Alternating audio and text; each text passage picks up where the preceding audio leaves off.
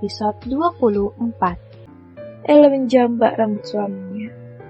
Axel mendongak lalu tersenyum. Ia tahu kalau istrinya tidak akan bisa menolak sentuhan darinya. Ya sayang, berikan Didi suara indahmu. Meski kecewa pada suaminya, tapi ia tak dapat menolaknya. Tubuh dan pikirannya tak sejalan. Ibu muda itu sudah berada dalam mode on. Axel melepas pakaiannya dan membuangnya secara asal, melemparnya ke lantai. Axel memposisikan diri dan siap menyeberang lautan. Entah sejak kapan, Axel berlaku. Yang jelas, ia tengah menyeberangi lautan dan menghantam ombak. Berlayar dengan kecepatan di atas rata-rata. Tubuh Ele kembali bergetar karena suaminya yang terus menerjang tanpa berhenti. Dan akhirnya, Axel berhasil melabuhkan kepalanya. Deru ombak terlepas di tepian bibir pantai. Ombak itu menderu hingga batas puncak. Tubuh keduanya pun ambruk tak berdaya. Percintaan yang kian hari kian memanas. Axel berharap junior Lexi segera tumbuh, melengkapi hidup mereka dan semakin terlimpah kebahagiaan.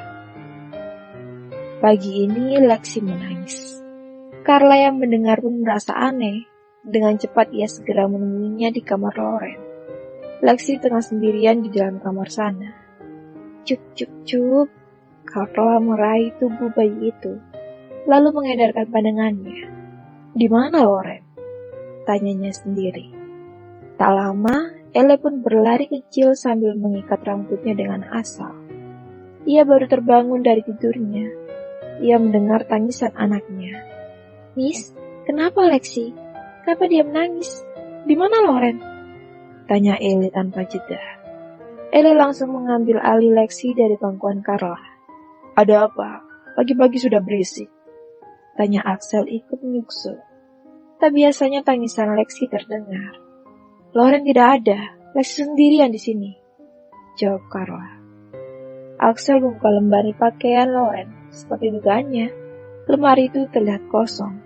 Tapi apa yang membuat wanita itu pergi? Pikirnya. Jadi, apa dia pergi? Tapi kenapa tidak pamit dulu pada kita? Tanya Ele. Ada yang tidak beres, ucap Axel. Kepergian Loren sangat mencurigakan. Ele pun akhirnya mengecek barang-barang berharganya. Wanita itu segera pergi ke tempat di mana ia menyimpan perhiasannya. Ia menyimpan barang-barang berharga di ruang ganti. Ele terkejut saat melihat kotak perhiasannya berceceran di atas meja rias. Ya Tuhan, Ele tak percaya bahwa babysitter itu ternyata adalah seorang pencuri. Ia tak akan mudah menuduh pada orang lain, karena sudah jelas Loren pergi dalam keadaan tidak pamit padanya. Apa sesuatu terjadi? Carla menyusul Ele karena wanita itu pergi tanpa kata. Carla sangat terkejut melihat pemandangan di ruang ganti itu. Mulutnya menganga, sakit tak percayanya bahwa Loren yang melakukannya. Dari awal aku sudah curiga, kata Ele. Ini tak boleh dibiarkan. Kita harus lapor agar tidak ada korban berikutnya. Loren sudah hampir jauh meninggalkan kota. Gadis itu pergi karena Olan. Olan tidak menyangka bahwa babysitter yang mengasuh Lexi adalah Loren, gadis yang pernah berskandal dengan kakaknya. Gadis itu hampir merusak rumah tangga kakaknya. Maka dari itu, ia mengancam Loren untuk segera pergi dan tak lagi bekerja di rumah Axel. Tanpa ia ketahui, Loren malah membawa barang-barang berharga milik Ele. Olan tengah mengemudi. Tak sengaja ia melihat Loren dan berpikir ternyata wanita itu menuruti apa yang diperintahkan olehnya. Tapi dari gerak-gerik wanita itu sangat mencurigakan. Akhirnya, ia mengikuti kemana Loren pergi. Loren pergi ke sebuah toko perhiasan. Olan menurutkan kening. Untuk apa wanita itu pergi ke sana? Tidak mungkin untuk membeli perhiasan, pikirnya. Loren mengeluarkan perhiasan hasil curiannya untuk dijual. Olan mengenal perhiasan itu. Sebuah kalung yang sering Ele gunakan sewaktu dulu. Ini tidak boleh dibiarkan. Itu pasti milik Ele, pikir Olan. Boleh saya melihatnya? Ucap Olan tiba-tiba.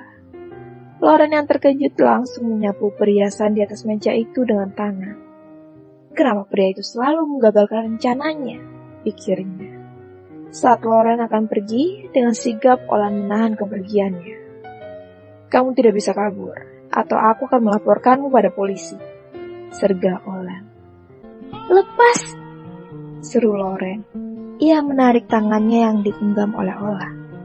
Ini sudah kriminal, kamu mencuri perhiasan. Kamu ikut aku. Aku akan menyerahkanmu pada polisi.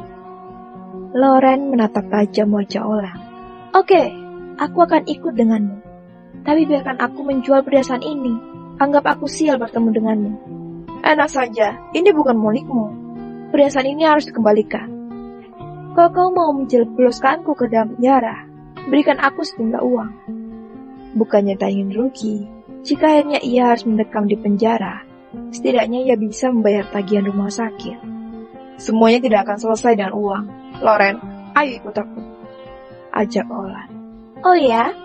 Apa tagihan rumah sakit akan selesai bila aku di penjara? Pertanyaan Loren membuat Olan terkejut. Keningnya mengerut dan alisnya hampir menyatu. Biarkan aku menjualnya, dan setelah itu terserahmu. Aku sudah pasrah. Setidaknya jika ia berada di dalam penjara, orang-orang yang menagih uang padanya tidak akan berani.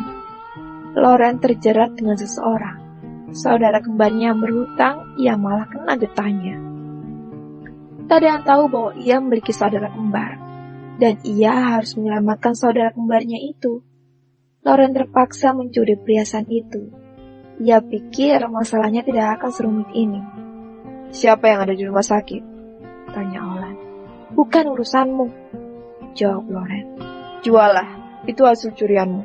Dan setelah itu kamu harus ikut denganku. Loren pun akhirnya menjual perhiasan itu. Tanpa diketahui olehnya, Olan langsung menebus perhiasan itu untuk dikembalikan pada pemiliknya. Aku harus memastikan bahwa kamu tidak lari dari tanggung jawabmu, kata Olan setelah selesai penjualan perhiasan itu. Baik, kamu boleh ikut denganku ke rumah sakit. Olan pun pergi ke rumah sakit untuk mengantar Loren. Setibanya di sana, Loren memang benar, ia membayar tagihan rumah sakit dengan jumlah yang tak sedikit. Ini sisa uang penjualan perhiasan tadi. Loren memberikannya kepada Olan. Apa kita bisa langsung pergi ke kantor polisi? Loren berkata seperti itu karena ia tak ingin bertemu dengan orang-orang selalu menagih uang padanya. Olan tak percaya bahwa Loren tak sekeras dulu. Jika dulu ia malah sering bertengkar dengannya, tapi sekarang tidak. Apa wanita itu sudah berubah, pikirnya. Olan dan Loren berjalan menuju tempat parkir di mana mobil Olan berada di sana. Liona! Teriak seorang pria. Tak sengaja, Loren bertemu dengan orang-orang itu.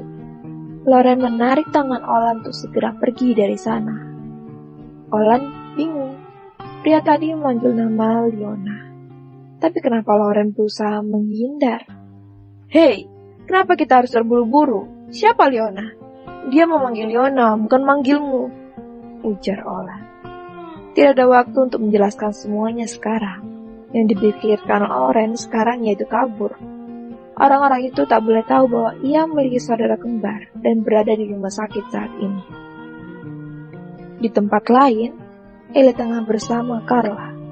Mereka masih membicarakan soal Loren, terlebih dengan kecurigaannya terhadap babysitter itu. Apa mungkin Loren babysitter gadungnya? Tanya Carla. Entahlah, hanya Daddy yang tahu soal itu. Dia yang bawa wanita itu kemari, jawab Ellie. Daddy tidak mungkin menerima babysitter sembarangan, sayang. Dia memang bekerja di rumah sakit. Dia seorang suster bayi. Bahkan Daddy tahu rumah sakit dia bekerja. Apa kata Axel memang benar? Ia tak mungkin ceroboh, apalagi menyangkut keselamatan keluarganya. Daripada penasaran, Axel pun menghubungi pihak rumah sakit. Ia meminta alamat Loren untuk memastikan babysitter itu. Aku Axel, aku minta alamat Loren yang bekerja di rumah sakitku sebagai babysitter, ucap Axel pada sambungan telepon.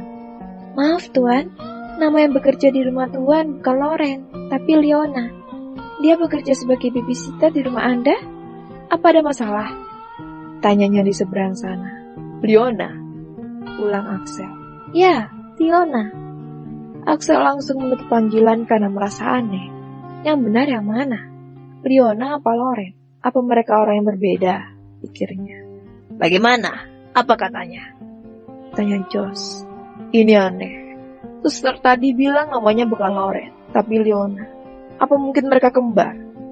Duga Axel. Kalau mereka kembar, kenapa harus berganti identitas? Tanya Ellie. Kita harus mencari wanita itu. Loren ataupun Leona, ada yang tidak beres dengan mereka. Tutur Axel. Saat Axel dan Josh akan pergi, tiba-tiba seseorang datang. Berpakaian seperti kurir dan memberikan sebuah paket atas nama penerima itu adalah Griselle. Axel menerimanya, lalu membawanya ke dalam, karena berpikir mungkin istrinya yang memesannya. Apa itu, Daddy? Tanya Ellie. Bukankah ini milikmu? Tanya Axel. Ellie menggelengkan kepala. Ia merasa tidak memesan apapun. Karena memang penasaran, Ellie pun membukanya. Mereka semua terkejut saat mendapati bahwa perhiasan Ellie telah kembali. Olan yang memang menyuruh kurir toko itu untuk mengembalikan kepada pemiliknya. Semuanya berjalan sesuai perintah. Yang menjadi urusan Loren sekarang adalah dirinya. Loren kabur sewaktu menjadi perusak rumah tangga kakaknya. Siapa mereka? Kenapa manggilmu Leona? Kamu menyembunyikan sesuatu dariku? Tanya Olan. Itu bukan urusanmu. Bukankah kamu minta aku untuk ke penjara? Bawalah aku ke sana, aku sudah pasrah. Kata Loren. Kamu bukan Loren. Loren aku kenal keras kepala. Kamu Leona. Apa Loren saudara kembarmu? Apa yang berada di rumah sakit itu adalah Loren. Kamu menggantikan saudaramu yang bersalah itu Loren, bukan dirimu. Tapi aku yang mencuri perhiasan. Bukankah itu sudah bisa membuatku masuk penjara? Semua orang tidak mau masuk penjara. Tapi kenapa kamu malah ingin pergi ke sana? Tanya Olan. Aku sudah lelah. Lelah dikejar-kejar soal aku yang salah. Lebih baik aku berada di dalam penjara. Aku juga sudah melunasi tagihan rumah sakit. Dengan begitu Loren akan segera dioperasi. Berarti dugaanku benar. Kamu bukan Loren. Aku tidak akan menjebloskan orang tanpa kesalahan. Tapi aku pencuri. Aku mencurinya. Akhirnya, tangis Loren yang tak lain adalah Leona itu pecah. Ia sudah tak sanggup lagi menanggung beban itu. Leona rapuh. Selama ini ia berusaha kuat untuk menjaga saudara kembarnya yang jahat. Olan jadi kasihan kepada Loren, yang tak lain adalah Leona. Loren, maksudku Leona. Kamu tidak salah. Kamu mencuri perhiasan itu karena situasi yang memaksamu. Aku kira kamu itu Loren. Saudaramu hampir menghancurkan rumah tangga kakakku. Makanya aku menyuruhmu berhenti dari tempat kerjamu. Aku takut kamu berniat menghancurkan keluarga mereka. Olan melihat ke arah Leona yang masih menangis. Kenapa tidak berkata jujur bahwa kamu itu Leona? Aku terpaksa melakukannya karena Loren terlalu banyak musuh. Loren terkapar di rumah sakit. Jika mereka tahu Loren di sana, dia dalam bahaya. Loren keluargaku satu-satunya. Tapi aku tidak akan menjebloskanmu, Leona. Kamu tidak bersalah. Yang salah itu Loren. Lalu kamu akan menjebloskan saudaraku begitu? Tidak punya hati sekali. Dia sedang koma dan harus menjalani pengobatan. Biarkan aku yang menggantikannya. Bawa ke kantor polisi dan urusan kita selesai. Tidak bisa begitu, kata Olan. Kenapa jadi kamu yang ngatur? Emangnya yang aku curi itu perhiasan milikmu, hah? Kamu berhutang padaku. Karena secara tidak langsung aku yang membiayai saudaramu itu. Jelas Olan. Apa maksudmu? Kenapa aku bisa berhutang padamu? Hah? Aku tidak mau berurusan denganmu. Kalau kamu udah jadi membawa ke kantor polisi, maka biarkan aku pergi. Leona meraih handle pintu mobil hendak turun dari kendaraan itu. Tapi Olan langsung menguncinya. Leona menatap tajam ke arah Olan. Maunya apa sih lelaki ini? Pikir Leona.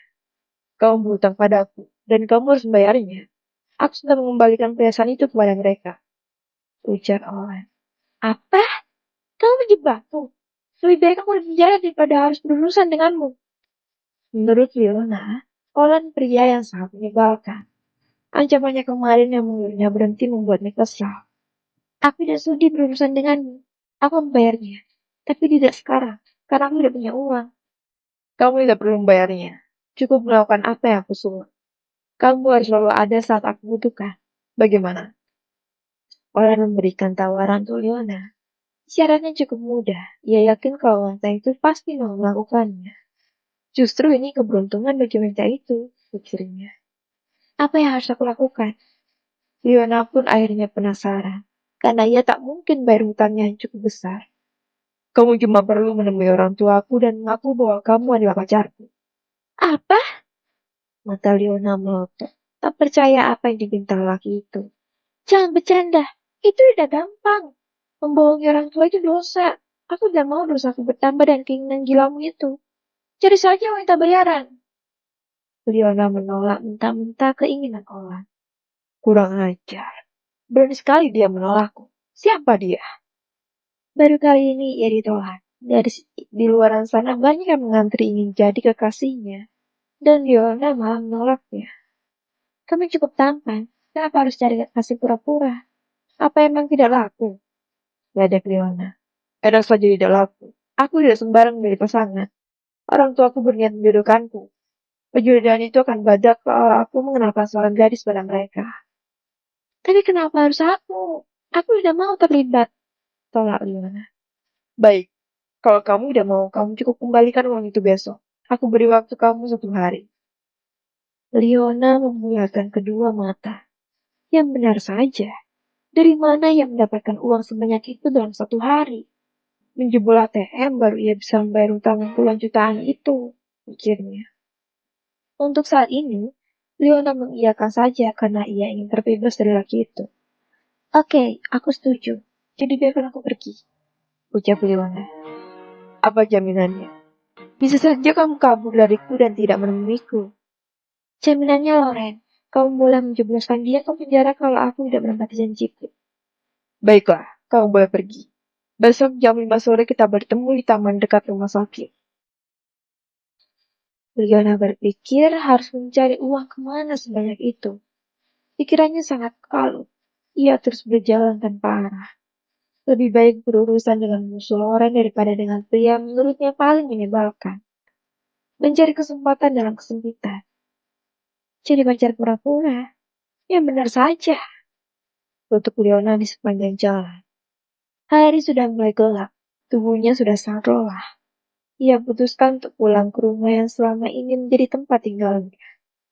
Baru kemarin dia memiliki pekerjaan dan jauh dari kejaran musuh-musuh Loren. Gara-gara Olan, karena ancaman itu akhirnya ia berbuat nekat. Nasi sudah menjadi bubur, tidak ada guna disesal. Leona sampai di kontrakan miliknya. Bahkan sisa waktu kontrakan pun tinggal 2 hari. Ia harus segera membayar kontrakan sebelum jatuh tempo. Tapi tak ada uang sepeser pun. Ah! Leona mengacak rambutnya sambil menangis kesal. Ah! Ia mengempaskan tubuhnya di kasur kecil miliknya. Berharap kejadian ini hanya mimpi. Perlahan mata itu pun terpejam. Keesokan harinya, tepat pukul 5 sore, orang sudah menunggu kedatangan Leona. Ia terus melihat jam di tangan, celingak-celinguk mencari seseorang. Tidak ada tanda-tanda kehadiran wanita itu. Apa dia berbohong? Awas saja berbohong. Cetusnya. Kaki terus menghentak ke tanah, sesekali kembali melihat jam. Jam yang ditentukan untuk mereka bertemu sudah lewat. Hari sudah mulai gelap. Leona masih belum muncul. Ola sudah sangat kesal. Dia pun beranjak. Sepertinya wanita itu tidak akan menemuinya. Bersambung.